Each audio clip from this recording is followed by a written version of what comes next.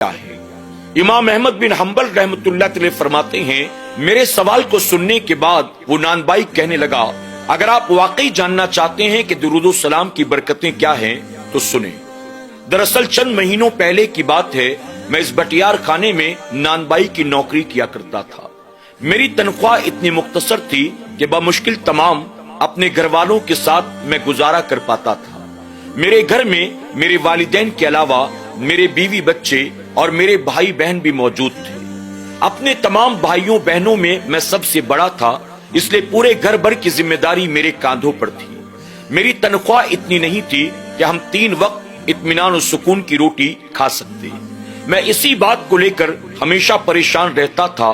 نہ میرے پاس اپنے والدین کی دواؤں کے لیے پیسے تھے، نہ اپنے بچوں کو پڑھانے لکھانے کے لیے میرے پاس کوئی انتظام تھا، اور نہ ہی اپنے بھائی بہنوں کی شادی بیاہ کرانے کا میرے پاس کوئی انتظام تھا۔ اسی سوچ اور فکر میں ہر وقت ڈوبا رہتا تھا۔ ایک دن جب نماز فجر ادا کرنے کے بعد میں مسجد میں بیٹھا اللہ کی بارگاہ میں اپنی پریشانیوں کو یاد کر کے رو رہا تھا، کسی اللہ والے سے میری ملاقات ہوئی اور اس اللہ والے نے مجھ سے کہا، میں تمہیں ایک ایسا وظیفہ سکھائے دیتا ہوں کہ جس کی برکت سے اللہ تمہاری ہر پریشانی کو دور فرما دے گا، اللہ تمہارے رزق میں برکت عطا کرے گا، اور اگر تم نے پابندی کے ساتھ اس وظیفے کو اپنایا تو پھر اللہ تمہیں کسی کا محتاج نہیں بنائے گا۔ پھر وہ نانبائی کہنے لگا، اس اللہ والے نے مجھے استغفار کا ورد سکھا دیا۔ اب میں نے صبح شام استغفار کا ورد کرنا شروع کیا۔ نتیجہ یہ ہوا کہ چند دنوں کے بعد جس بٹیار خانے میں نانبائی کی نوکری کیا کرتا تھا، اللہ نے مجھے اس بٹیار خانے کا مالک بنا دیا۔ اب میں نے صبح شام استغفار کے ورد کو اپنا اوڑھنا بچھونا بنا لیا ہے۔ میں چلتے پھرتے اٹھتے بیٹھتے ہر وقت استغفار کا ورد کرتا ہوں، اور میں نے یہ دیکھا ہے اس وظیفے کو اپنانے کی بنیاد میرے رب نے میری تمام تر تمناؤں کو پورا کر دیا۔ اللہ نے ہر مشکلات کو دور کر دیا۔ اللہ نے میرے رزق میں خوب برکتیں عطا کی۔ صرف ایک دعا ہے جو اللہ نے اب تک قبول نہیں فرمایا، علاوہ اس کے رب نے میری ہر آرزو کو پورا کیا ہے، ہر تمنا کو پورا فرمایا ہے، اور مجھے اپنے رب کی ذات پر یقین ہے کہ میرا رب مجھے موت دینے سے پہلے میری وہ دعا بھی ضرور قبول فرمائے گا۔ امام احمد بن حنبل رحمۃ اللہ علیہ فرماتے ہیں، آخر وہ کون سی دعا ہے جسے رب نے اب تک قبول نہیں فرمایا؟ وہ نانبائی کہنے لگا، میں نے ایک بزرگ کا بڑا نام سن رکھا ہے جنہیں لوگ امام احمد بن حنبل کہتے ہیں۔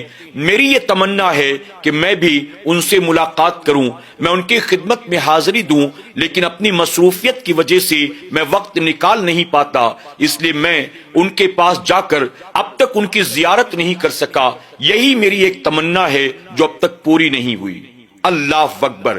امام احمد بن حنبل رحمۃ اللہ علیہ فرماتے ہیں، جیسے ہی میں نے یہ سنا، میں نے آگے بڑھ کر اس نانبائی کی پیشانی کو بوسہ دیا اور میں نے کہا، تجھے بہت بہت مبارک ہو، اللہ نے تیری دعا کو قبول فرما لیا۔